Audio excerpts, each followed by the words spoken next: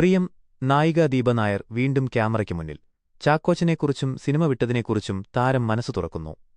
മലയാള സിനിമയിൽ ഒരൊറ്റ ചിത്രം കൊണ്ട് ഇന്നും പ്രേക്ഷക മനസ്സുകളിൽ ചിരപ്രതിഷ്ഠ നേടിയ നടിയാണ് ദീപ നായർ. 2000-ൽ സനൽ സംവിധാനം ചെയ്ത പ്രിയം എന്ന ചിത്രത്തിലെ ആനി ജോഷ്വ എന്ന കഥാപാത്രത്തെ മലയാളികൾക്ക് അത്ര വേഗം മറക്കാനാവില്ല. ആദ്യ സിനിമയ്ക്ക് ശേഷം അഭിനയരംഗത്തുനിന്ന് അപ്രത്യക്ഷയായ ദീപ നീണ്ട വർഷങ്ങൾക്ക് ശേഷം തന്റെ വിശേഷങ്ങൾ പങ്കുവയ്ക്കുകയാണ്. ഗൃഹലക്ഷ്മിക്ക് നൽകിയ അഭിമുഖത്തിലാണ് താരം മനസ്സു തുറന്നത്.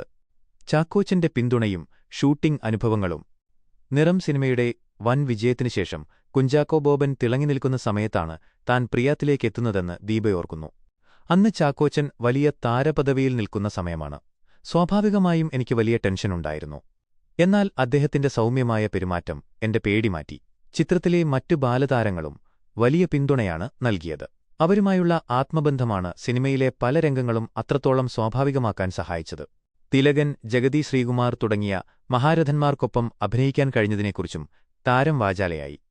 കാര്യങ്ങൾ കൃത്യമായി പറഞ്ഞുതന്ന് ജഗതി ശ്രീകുമാർ സഹായിച്ചിരുന്നതായും ദീപ നായർ പറഞ്ഞു. എന്തുകൊണ്ട് സിനിമ വിട്ടു?